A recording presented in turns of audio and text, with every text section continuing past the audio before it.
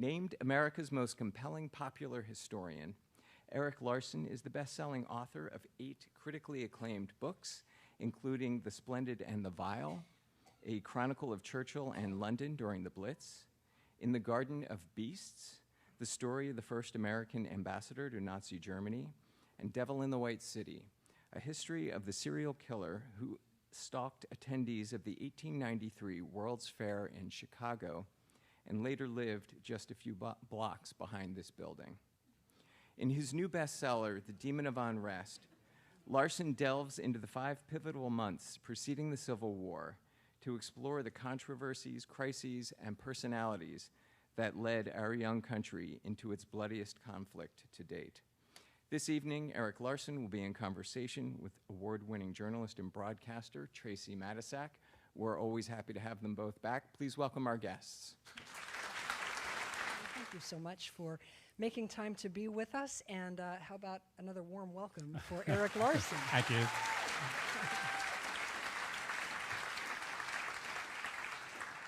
Well, we are delighted to have you here at the Free Library of Philadelphia with yet another of your books. Thank you for writing this book, The Demon of Unrest, a saga of hubris, heartbreak, and heroism at the dawn of the Civil War. It is a wonderful book, and we'll have lots to talk about. If you've been here before, then you know that Erik and I will have a conversation, and then we'll open it up for your questions. So if you have a question for him, just raise your hand. We've got some staff members with microphones, and we'll get a microphone to you and get through as many questions as we can in the time we have. And So- footnote, I lived in Philadelphia for about 3 years. I am a Philadelphian. I lived in Bucks County. I worked for the Bucks County Courier-Times for several years. Went to Penn, so I have all kinds of connections. And further footnote, when I was working, I worked for the Wall Street Journal here when there was a Wall Street Journal bureau in Philadelphia. There is none now. And I had the honor to be the first person at the Wall Street Journal to write a profile of a dead man, because I had set out to profile a loan shark named Frank Sindone. Does that name ring a bell to anybody? You were in debt to him? So I was assigned myself to do a profile of Frank Sindone. It was going well. Met the head of the Philly Police Organized Crime Intelligence Unit over lunch at Bookbinders, and he says, you should probably know that there is a contract out on Frank. I'm like, oh, okay. And then sure enough, 2 weeks later, I get a call from this intelligence guy from the cops. And he says, well, we found Frank this morning in 2 trash bags. Oh. But I did the story anyway. So anyway, sorry for that The divergent news must thing. go on, right? Yeah, right. Well, we'll have to get you an Eagles jersey or something, now that we know that you're Absolutely. an honorary Philadelphian. Semper Fi, yep. Yes, indeed. Well, so the book is centered on South Carolina, primarily, which, as relatively small as it is, played an outsized role in the run-up to the Civil War. And Erik, I'm wondering if you can kind of characterize for us the mood in South Carolina at that time and sort of the way that the state thought about itself toward the end of 1860 as that secessionist fervor was beginning to grow. Sure, yeah. So South Carolina then in the antebellum period, even other southern states were embarrassed by South Carolina. South Carolina was renowned as being a cranky state, rebellious, touchy. Their planters were prone to duels. It was just really sort of a hotbed of unhappiness. And that was really what the state of the state was. I mean, it was a state in decline, also financial decline, economic decline. Fields were being over-farmed. Its political power was being reduced. It was losing population. And yet here's this little state that has suddenly become the fulcrum of what became America's greatest tragedy. Yeah. What's the significance of the title, The Demon of Unrest? So the Demon of... I love that title. The Demon of Unrest. The Demon of Unrest. There is a gentleman in the book who writes a letter, and in the course of that letter, he talks about the demon of unrest loose in the land. And as soon as I saw that, I knew that was going to be my title, because that's really kind of captures it. The demon of unrest. So that's where that came from. You know, in thinking about South Carolina and the state it was in at the time, it also had a disproportionate number of enslaved people relative to the general population. I think it was something like more than half. Yes, at that far, time. far more enslaved blacks than the white population. And so there were two big fears primarily that people and there. one other footnote, if I may. Pardon me, I will be offering footnotes throughout this venture. Columbia, this gives you an index of how bizarre the whole saga is, that this little state caused this big problem. Columbia, the capital of South Carolina in this period, had 6,060 people, population of 6,060, half of whom were white, half of whom were enslaved blacks and freed blacks, most of them enslaved blacks. So this was not a metropolis. This was not, this was like, I mean, the town I grew up in, Long Island, had 50,000 people, and that was too small for me. So. Yeah. So there were two great fears primarily that people in the South had at the time, white people in the South, that black people would at some point potentially be on equal footing with them, and also that there would be a slave insurrection at some point. And I'd like you to address kind of how those fears really fueled that secessionist fervor. Yeah, it's interesting. First of all, the fear that blacks would achieve equality of whites was so incredible to me. I mean, there's one guy who actually writes. He says, if we let this thing go this far, there may even be a black president. kind of like that, But one of the big fears, though, was of insurrection. That the black slaves, the enslaved blacks, would rise up and kill their masters in their sleep. Planters, even though they denied it, were terrified of being poisoned in the night by their house slaves. And these fears were very important because as the excuse me, in the antebellum period, a very important shift had occurred, and that is that around 1800, even the planters felt that slavery was a necessary evil. But then, as time passed, they sort of said, no, why are we kowtowing to the northern sympathies, northern attitudes about slavery? And they began to persuade themselves through the pro-slavery movement and so forth that slavery was actually a good thing, a positive good thing, that it was good for the slaves because all their needs were met. They were insulated from economic change. They were not subject to the kind of wage slavery that northern people were subject to. So you had this trend moving along where in the South they were convincing themselves that slavery was good, and this played into the whole Southern honor thing. Planters were totally besotted with the idea of honor, that they were honorable men. They called themselves the chivalry. And so the chivalry could not accept that slavery was evil. Slavery was good. But meanwhile, in the North, 1808, the United States bans the international slave trade. It allows the domestic, but the international slave trade is on paper at least banned. And in Britain bans slavery as well. And the world begins to move radically away from slavery, to finding slavery, condemning slavery as an unalloyed sin. Abolitionists come to the fore. Garrison's newspaper, The Liberator, is founded in, I think, 1830 something.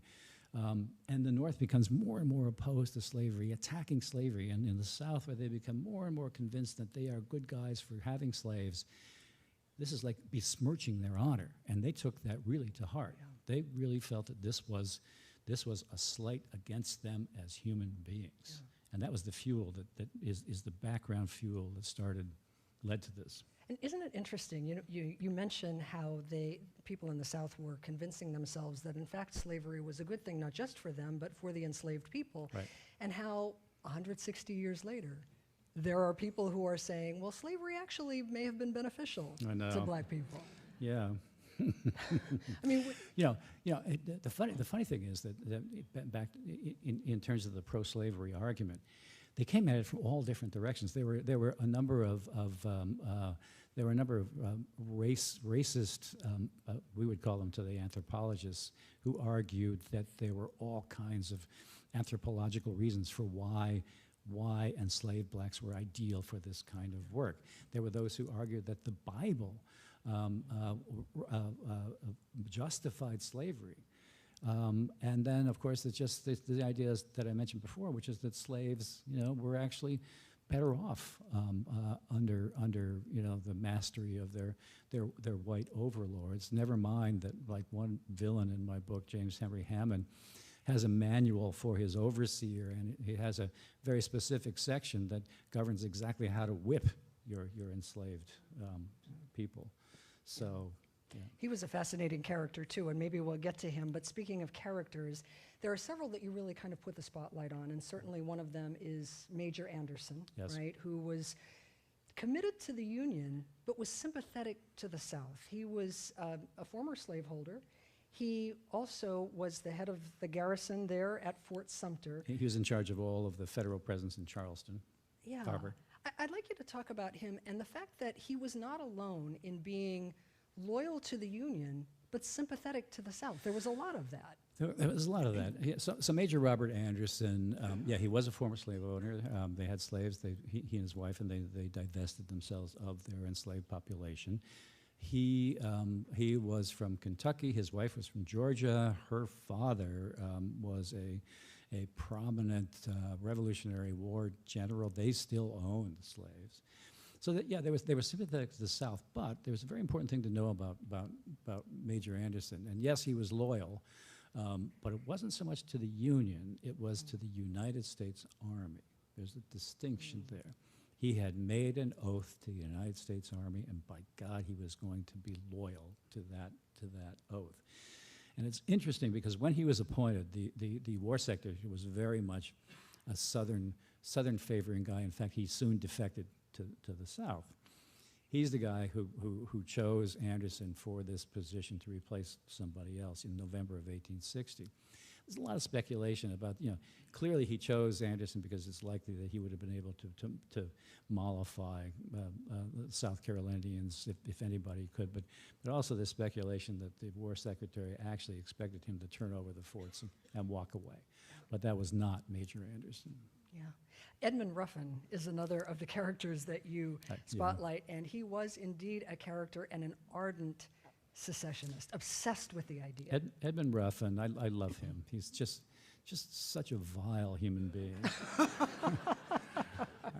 I mean, it's rare when you're writing a book that you can just, you don't even have to be nice. You know that this guy is awful.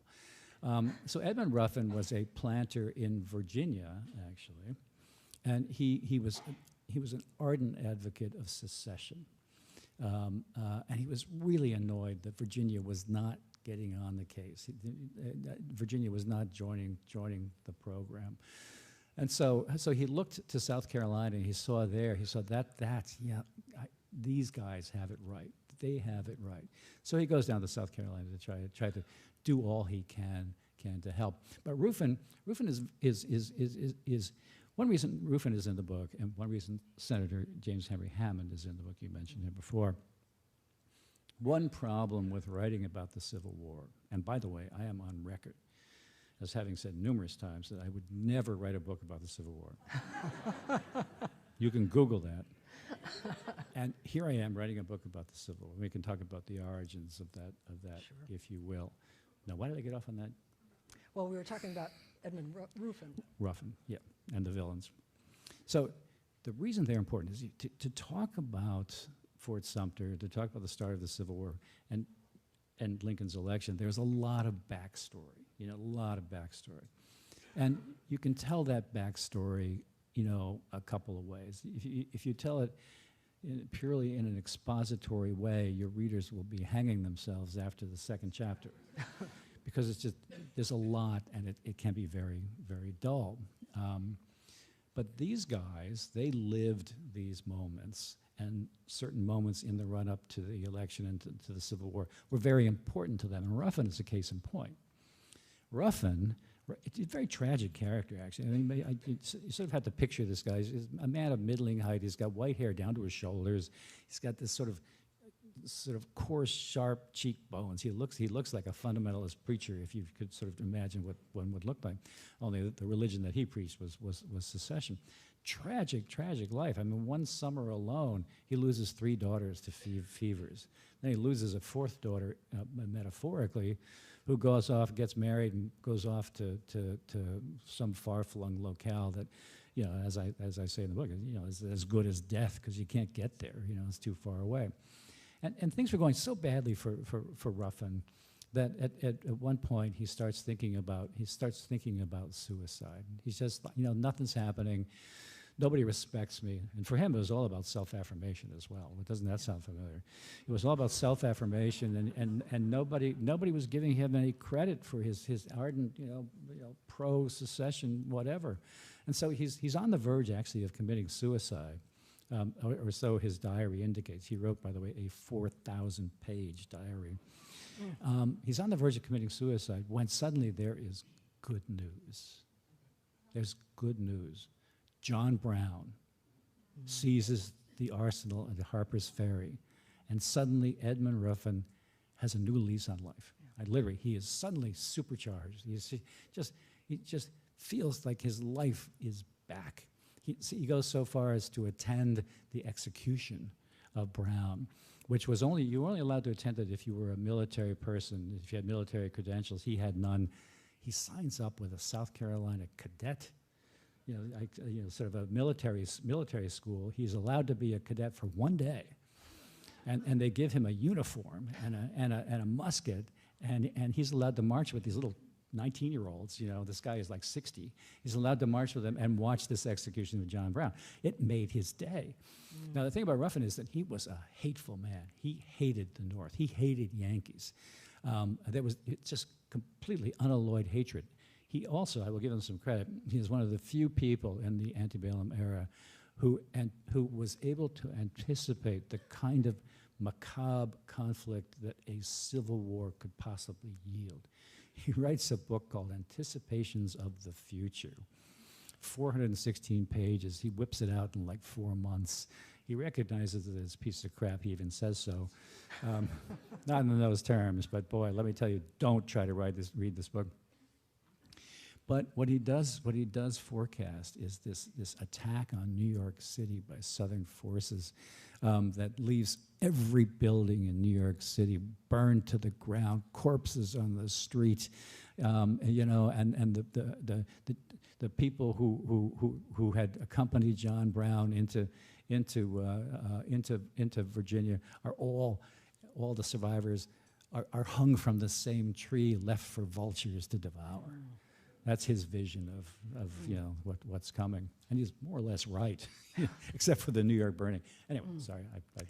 I mean, when you come across a character like Ruffin as a writer, it's like, thank you, God. A lot to work with there.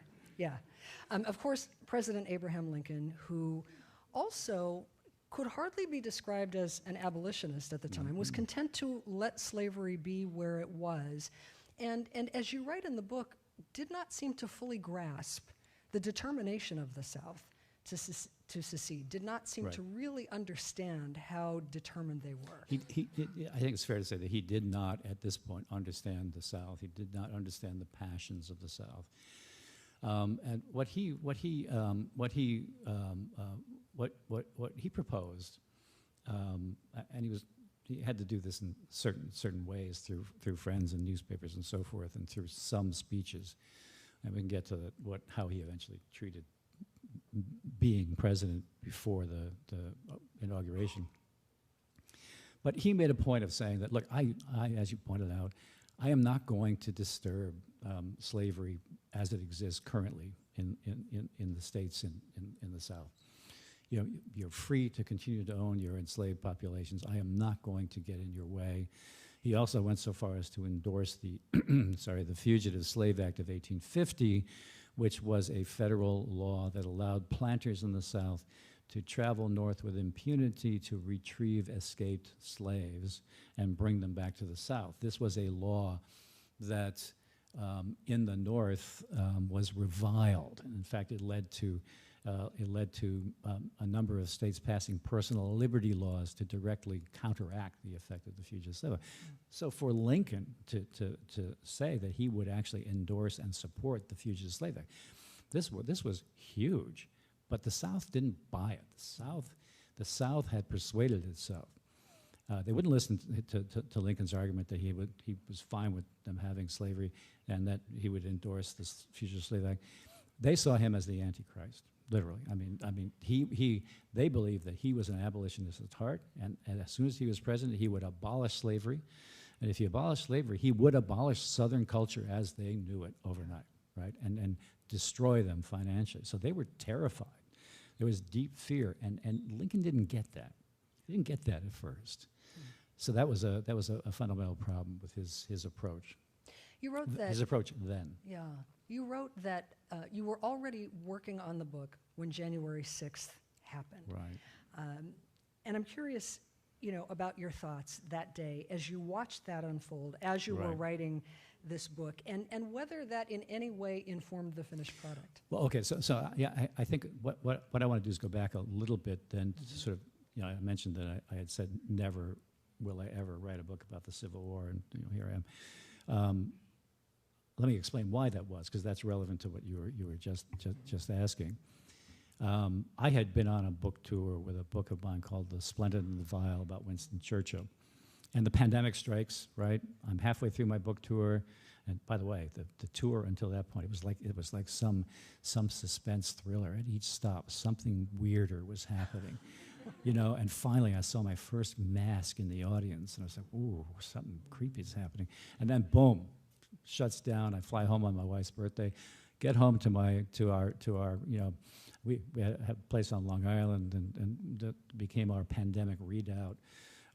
Get home there, and I have much more time on my hands than I had expected to have, with the book tour and so forth being shut down.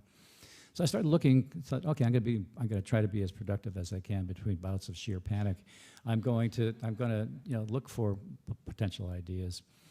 About then, as today, unfortunately, there was a lot of political discord.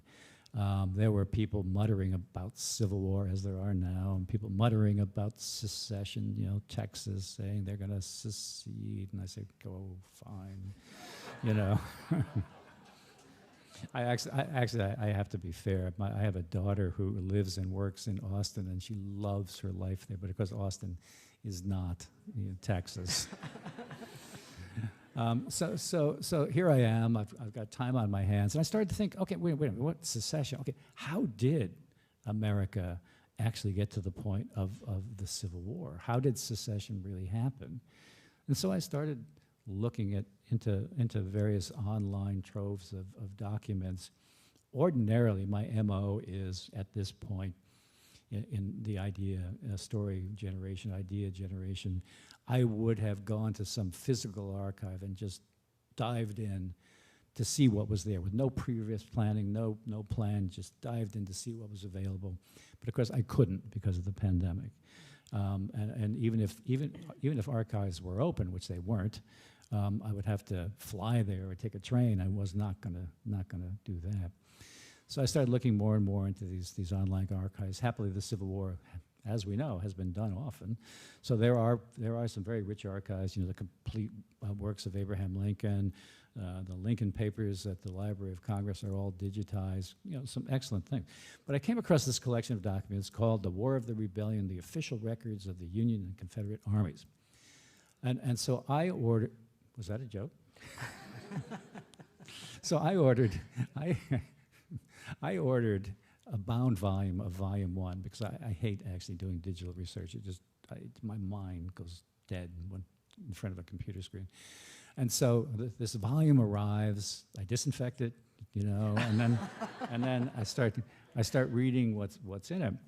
And this thing was transformative for me. You get kind of hundreds of documents, scrupulously curated in precise chronological order, letter, response, telegram, response, letter, response, report, response, and so forth, marking this march toward the start of the Civil War.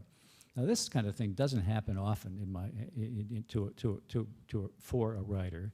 I mean, I've often had to fight to build a chronology that finding various pieces of material that go into the chronology. Here it was. This was the spine for what suddenly I thought was potentially a very compelling book. I mean, the tick-tock, I'm not talking on the website, but the tick-tock, as we journalists say, was already there, the step-by-step march toward war. I often think of this kind of thing as the spine to a book, or as I note in my author's note in this book, sort of the Christmas tree, and now I get to hang the ornaments on the tree. It's the ornaments that to me make a book work. And so I started looking for ornaments, and then came January 6, 2021. I mean, I was not committed to this book totally yet. But then came January 6, 2021. I'm watching this from my desk in New York the entire day, as those tourists, how horrible that they marched through the Capitol. As those tourists rip apart the Capitol, and I was appalled, but also kind of riveted by this. And I realized, back in 1861, people must have felt the same way, caught up in this drama and the fear and the angst and so forth. And I realized then that this was not a story from the past. This is a story for today. And so I became much more committed to the story, and finally just bit the bullet and did it.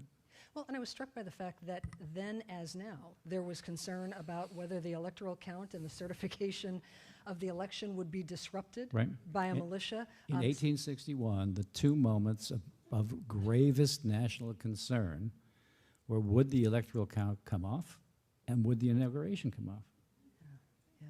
And even now, as you mentioned, there are people who are talking of civil war. There's a movie out, I understand, about that imagines a modern-day civil war, contemporary civil war in the United States. And so, as you were doing that research, watching January 6th, watching events unfold currently, what do you make of the moment in which we find ourselves? The moment now? Yeah. Well, first of all, caveat, I made myself a resolution, New Year's resolution in January, never to talk politics with anyone over the age of 5. Having said that, I actually think the term Demon of Unrest is very apt for today. It does strike me, it is as if there is some demon loose in the land, stirring us all up, making us all dislike our fellow men. At root, what this book really is it is a story about the forces, personal characteristics, macro characteristics, politics, and so forth, the forces that coalesced to make Americans on both sides of the Mason-Dixon line come to the point where they could imagine the wholesale killing of each other. Now, I don't know that we're there yet. I certainly hope we're not, but I do know that the FBI and Homeland Security are very interested in this sort of group of particularly fringe characters referred to as accelerationists. Have you heard this term? These are people who want to get things so bad so quickly that the nation falls apart and a new land arises from the rubble. It's not quite clear what that new land is supposed to be, but So things are. It's very relevant. Yeah. It's very relevant. But I don't like to wade into the politics. Yeah. The climax of the book, of course, is the bombardment of Fort Sumter in April of 1861. Right. Can you take us inside Fort Sumter and tell us what the conditions were like for Major Anderson and his men? What were they up against? Sure. I will take you inside, but I'll not. There are spoiler alerts that I want to avoid. Mm-hmm. But yeah, so let me set this up a bit. Major Robert Anderson, I really like him. Major Robert Anderson was initially put in charge of he was put in charge of all the federal presence in Charleston Harbor, but his command center, his headquarters was at a fort called Fort Moultrie on Sullivan's Island off Charleston. His actual headquarters was in a house outside Fort Moultrie. Yeah, you have to remember that Fort Moultrie and Fort Sumter were designed to defend Charleston and South Carolina against attack by foreign fleets, the French, the British, and the Spanish, who were still, in terms of strategy, the ones you had to worry about. So that's why Fort Moultrie existed, that's why Fort Sumter existed, and so forth. So Anderson is put in charge of these federal properties in Charleston Harbor. Things start to degrade. December 20, 1860, South Carolina declares itself a free-standing nation. It declares secession, signs a secession ordinance. So suddenly here's Anderson surrounded by people who increasingly are intent on freeing themselves from the North and Northern tyranny. They see Fort Moultrie, they see Fort Sumter in particular with its giant American flag as it's like these things are like a thorn in the eye. You know, they just can't stand it. Anderson senses this, and he realizes that his situation at Fort Moultrie, where again that's his command post, is untenable because it was not built to defend against attack from behind by fellow Americans. That fort was so vulnerable. I mean, sand had blown to the point where there were dunes that led up to the rear walls, and on occasion a cow would wander into the fort. You know, so Trojan cow maybe, I don't know, but so he realizes that this is he cannot defend this fort, and he cooks up a plan. He is going to move his garrison, 75 regular Union guys, their families also. He's going to move them from Fort Moultrie under cover of darkness to Fort Sumter. He's going to do it on Christmas night because Christmas being very much an important holiday then as now, but even more important then, there would be distraction and so forth, and maybe it would increase their chances of getting over the fort. So he couldn't do it that night because the weather was too bad. He does it the next night, December 26th, and he pulls it off. He gets everybody over the Fort Sumter. People in Charleston are completely unaware that he has done this until in the morning they wake up, they look over at Fort Moultrie, and they see that Fort Moultrie is on fire.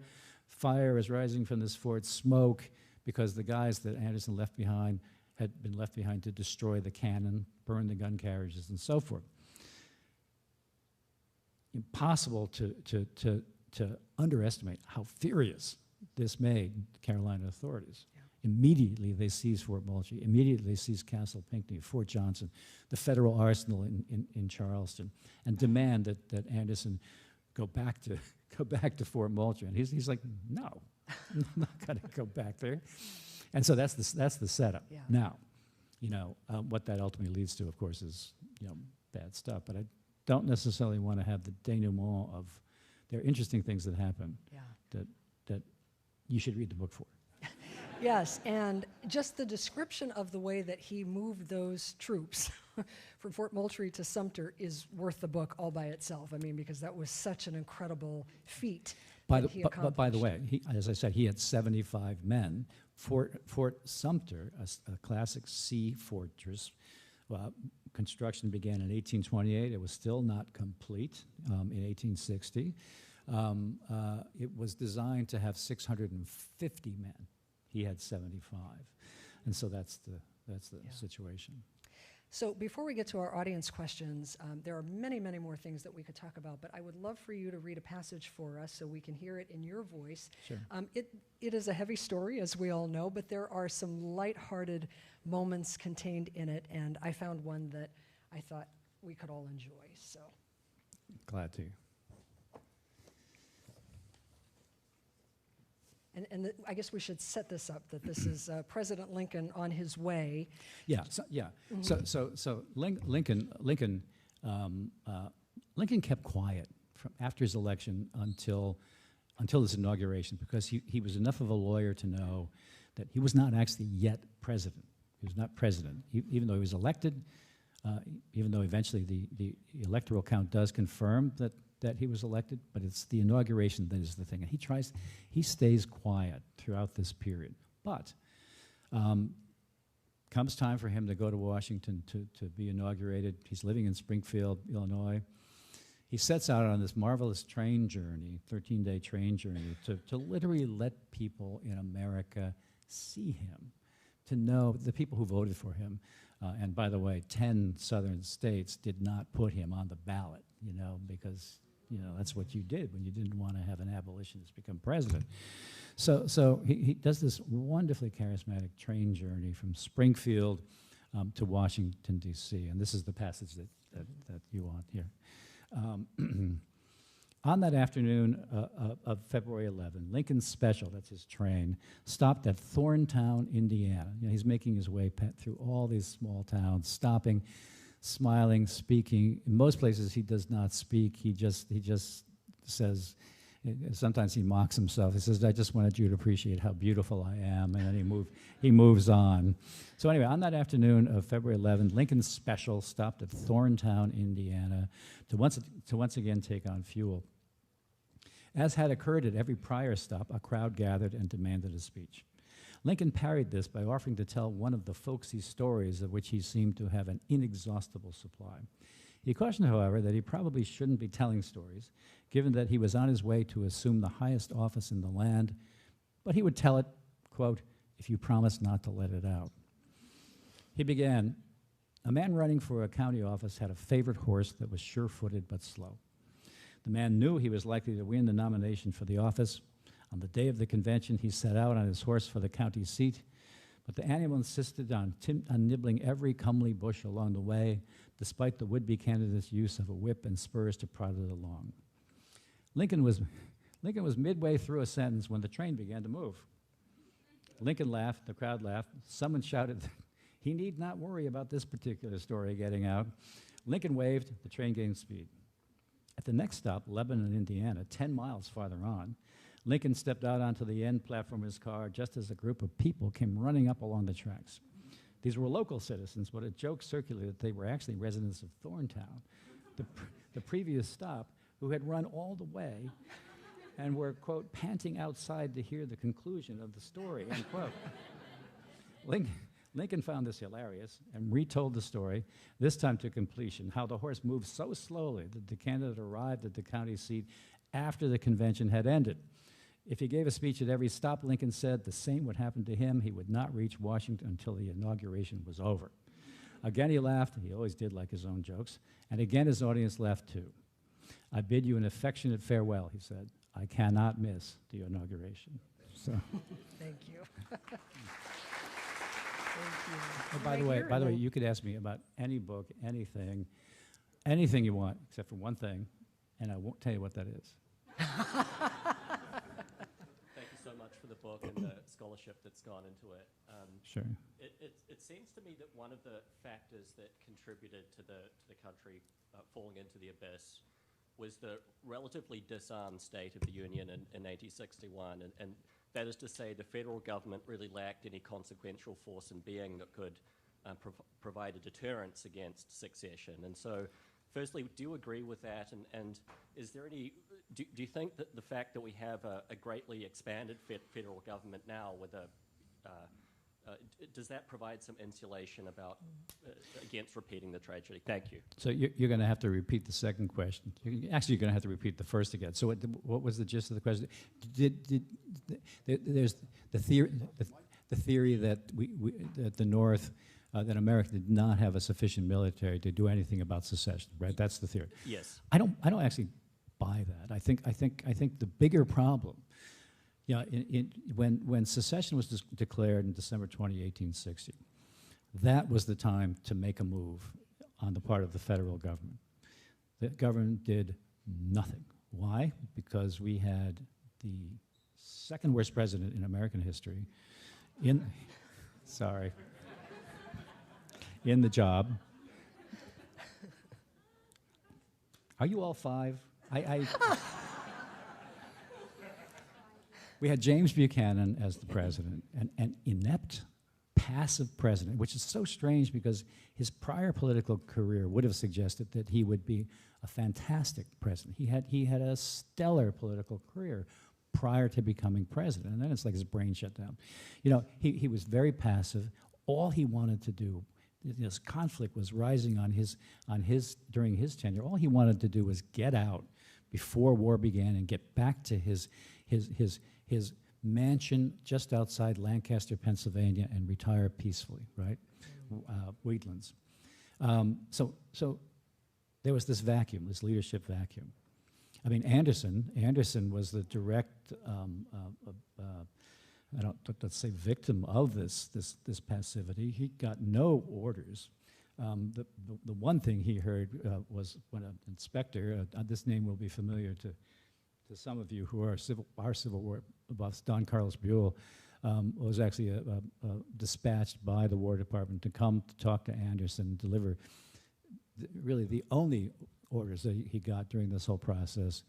And he tells Anderson that he is authorized to hold the fort, Fort Moultrie, to hold federal properties in Charleston to the last extremity. That's where we are. But there was otherwise this complete vacuum. Anderson got no communications, got no orders. The time to have moved would have been then when there were, there was Fort Sumter, which Anderson at this point, occupied. After he made his move, he occupies Fort Sumter. It is a very defensible position.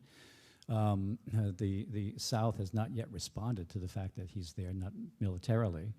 But there's no communication from Washington, so there's very passive. I mean, I'll speak in terms of the Union as we had warships. We had an army, a small army. I mean, we had like 16,000 regular soldiers, regular army. But you don't necessarily need a military force. You need to at least stand up and say, "Stop it! What are you doing? You can't secede." Like Andrew Jackson in the previous nullification crisis in South Carolina, when South Carolina decided we're just going to nullify federal law, and Jackson said, "No, you're not," and they backed down. And so that but there was nobody to make South Carolina back down. Now today, I mean, I can't even engage in speculation about potential for a civil war, or whether the fact that we're armed to the teeth both federally and locally, whether what that's gonna do or not do. So can't really help you on that one. How would you compare how the spirit of unrest was in the South before the Civil War compared to Germany in 1933, as you cover in the Garden of Beasts? Oh, interesting. Phrase that again. I just want to get that in my mind. How would the spirit of unrest in the South prior to the Civil War compare to the feeling in Germany in 1933, like you covered in Garden of Beasts? Well, 1933-34 in Germany, there was this desire to somehow recoup Germany's lost hegemony in the world. I think it was a very different phenomenon, honestly. I just think it was a very different phenomenon. But I'll be sleeping tonight thinking about it all night long.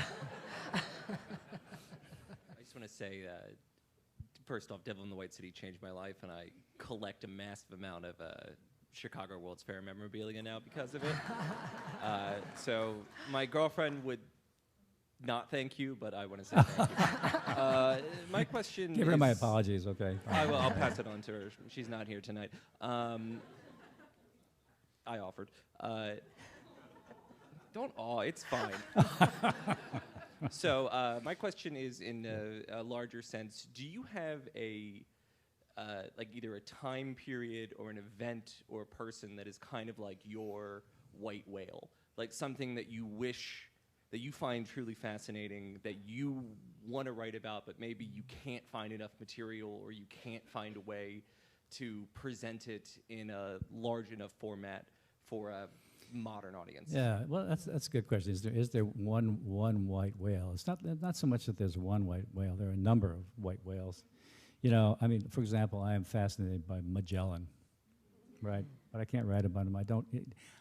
For me, there is not enough of the rich, firsthand detail to make the narrative as rich as it could possibly be, so you can metaphorically sink into that particular narrative.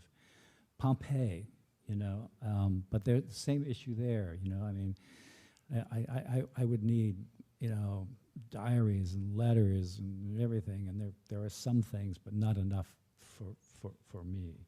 But those would be a couple of things. Yeah. I'm also a big fan. I had a question about language. I'm sorry, what? I had a question about language. Okay. So I'm in education, and so right now there's a big push to talk about, as you did for on the stage, enslaved people versus slaves. And I noticed you said planters as opposed to enslaved people, or masters as opposed to enslavers.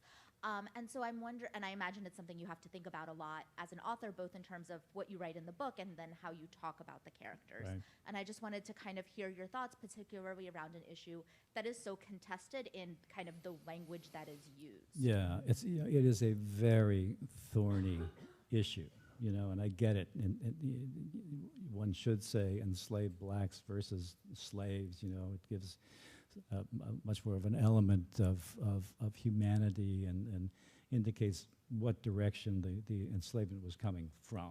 I totally get that. As a writer, it imposes some very difficult issues. For example, let's say you have a paragraph in which, if you were writing this in 1960, you would have used the word slave 8 times. Okay. Now, if you the way I approached it was, okay, we say enslaved black.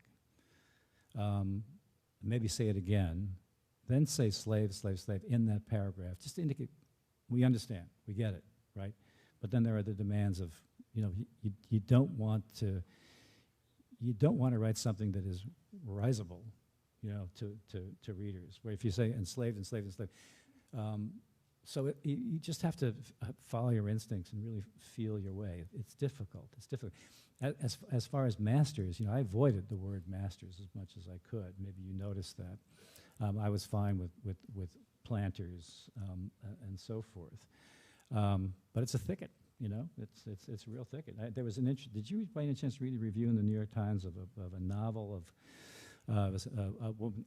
quite famous novelist had done a book about the antebellum period involving slavery and so forth, and went too far in the other direction, and was taken to task for too much, bending over backwards not to say, slave and so forth. So I don't know. I just tried to follow my instincts and, come hell or high water. How do you think I did? I was trying to think about balancing historical authenticity. So I think a lot of I've read previous books, and you've talked about in author notes how in places where you're oftentimes quoting, even if it's not in quotes. And so I was thinking about kind of using language that to us as modern readers reads kind of very jarring and marginalized. And so I was just really interested to hear your perspective. Okay, I understand. So yeah, I mean, ordinarily my attitude is, I really try to stick to point of view, like screenwriters say, POV, and really write from the perspective of the moment. But there are, if you were to do that in this era, I mean, there are certain words that you cannot use, the N word, for case in point. But here's a couple of interesting things. First of all, I found this fascinating. All the planters' diaries and so forth that I read, they really rarely use the word slaves. They use the word hands, H-A-N-D-S, a lot. They use the word Negroes a lot. But the word slaves was often missing from diaries, which I found fascinating. So anyway, I'm not really helping, but read the book. Let me know. So far, nobody has come after me. I have read all of your books since I was first introduced to them almost 20 years ago, and I just fell in love with your writing style. And I think because I love history and I love how you mesh the topics, and you did talk about this a little bit earlier about why you were not interested in writing about the Civil War, But I just find the topics and how you meld them together with what's going on in history and what's going on in a particular area very fascinating. So I'm just curious, how do you pick your topics? How do you choose, Isaac Storms about what happened in Galveston and the hurricane and the start of meteorology? Right. How do you hone on that? I wish I had a 3D printer that would print out my ideas. I could just type something in and get some ideas back. It's all case by case. Each story, each book has a different origin story. I mean, you mentioned that I had said that I never would write a book about the Civil War. Main reason being that you just the barriers to entry, as business folk would like to say, is so high. You have to read so much stuff just to be able to start recognizing, okay, maybe I can say something new, right? But when you have a pandemic and you got time on your hands, so the story met the moment. But I'll give you a case in point. Probably the most bizarre origin story of my many books was a book called Thunderstruck. Did you read Thunderstruck? Okay, Thunderstruck about. Thank you. Okay. Thunderstruck is about Marconi, reputed the inventor of wireless, and England's second most famous murderer, Hawley Harvey Crippen. The first, of course, being Jack the Ripper. And the way that book came about was so bizarre. I was living in Seattle at the time. I was driving over my favorite bridge and my favorite location in Seattle, the Montlake Cut. Some of you may know it. And I was driving over this drawbridge, and a guy cuts me off in his car because he's on his cell phone. Right? He's talking on his cell phone. And I was furious. And I'm driving across the bridge, I'm seething, and I see a cell phone tower. And suddenly I thought, hey, I wonder if there's a book in wireless. Maybe there's some element. So I get home right away. I fire up my computer, and of course I Google wireless. And I go right to the modern incarnation of the Marconi Company, which has a timeline. And I'm looking through this timeline, blah, blah, blah, blah, blah. And then I come across Hawley Harvey Crippen, the murderer. I'm like, what the hell? What's he doing in a corporate timeline about wireless? But then something else really freaky happened. I flashed back to when I was a kid, and my mother told me the story of Crippen in the kitchen of our home in Freeport, Long Island. It must have been the time, it must have been when the ship one of the ship captains had died. That's why it was in the news. I don't know. But suddenly this came back to me. It's like, that's right. There was this story of this murderer, and I looked into it, and I found this weird nexus between their careers. And that's what made me begin at least to start looking into it. Now, I held off.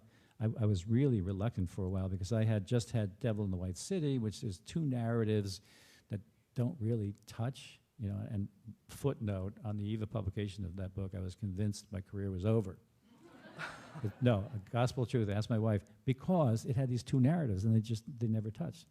So here I was diving in again, and this would be another dual narrative. Did I want to be, tarred with that reputation as always doing dual narratives? But then I thought, well, it's a good story, so I'll just tell it. But anyway, that's the origin story. Everyone is different. Everyone is different. Given the economic disparity at the time between the North and South, did the South and the people who were attempting to secede ever examine the possibility that they could succeed against this juggernaut of the North? I mean, they didn't own a locomotive that wasn't made in the North. They were extraordinarily arrogant in that respect. And I'll give you, this is another reason why I have this gentleman, well, he's not a gentleman, this person, this planter, Senator James Henry Hammond, why he's an important character. Because really, a speech of his in 1858 embodies the arrogance of the South. This is the famous "Cotton is King" speech. It's also famous for something called, it's also referred to as the Mudsills speech. In this speech, before the Senate, he first of all openly declares that enslaved blacks were the mudsills of society. Somebody had to do the menial work, and happily we have a race at hand that is suited to the job. And mudsills being, by the way, the part of a structure between the earth and the frame of the building. So there's that element of that speech.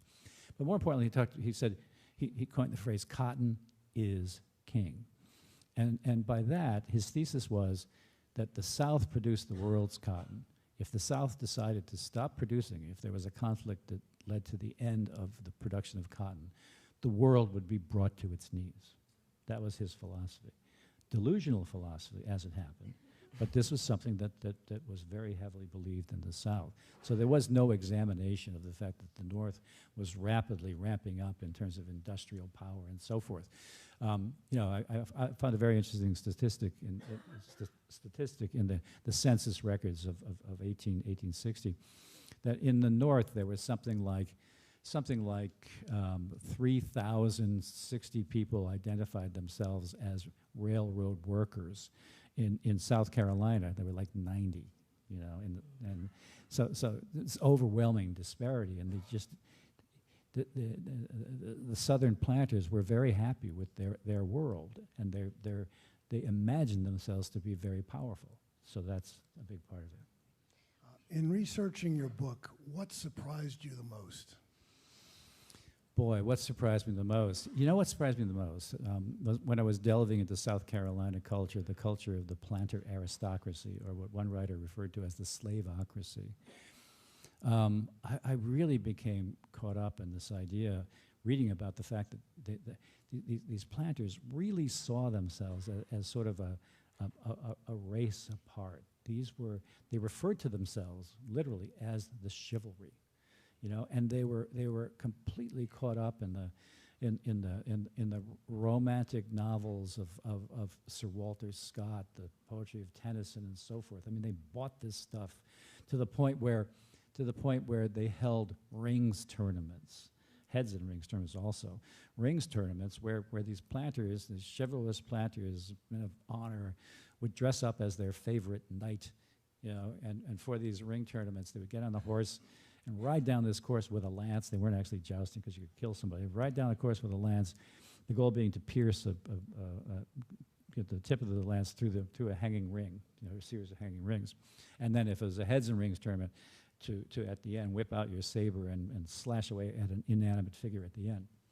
So, but just the idea that these people were sort of play acting chivalry from Sir Arthur's court was to me a real eye opener. It's like the land that time forgot was a big part of the story. They loved this life of planters, thanks to the labor of their enslaved black populations, were able to lead this life of, and I'm talking about a fairly small subset, by the way, of people who owned slaves and who were in the planting business. But these were the guys who had the political power. They owned hundreds of slaves and so forth. So I mean, these people were able to lead this life of indolence and build these beautiful plantations and so forth because of the labor of their enslaved blacks. And that was to me I knew about it, of course, but I wasn't aware of how that really played in terms of political power and the culture of the South. So, to be a bit iconoclastic, I have a question for you. Was there any thought in the North that if the South wanted to leave, let it go? The North was much more prosperous, was much stronger, if anything, and that the South was an albatross. Yeah. And the other thing is, to be an iconoclast, wasn't this country founded on the principle of self-determination? And the South was stating that it wanted to do what the colonies had done just 60 or 70 years before. Right. Yeah, so you're not being that iconoclastic. I mean, there are scholars who have, what you're touching on is the ineffable question, really, at root. Was the Civil War avoidable? Could we have just let them go, right? And in fact, Horace Greeley at one point said said famously during this period after secession, and he said, if they want to, let them go. And the South really took heart to this. But then Horace Greeley changed his opinion rather radically. He said, let them go if Congress approves, if we do this, this, and this. But you raise a very interesting question that I have mulled time and time again. It was like, okay, why not let them go? What's the value of union? What was it that for Lincoln was just completely unacceptable about South Carolina deciding it wanted to secede from the Union? Why bother maintaining the Union at all? And I don't have an answer. So, I don't engage in speculative history, so, I mean, sorry to leave you on such an unsatisfactory note. Well.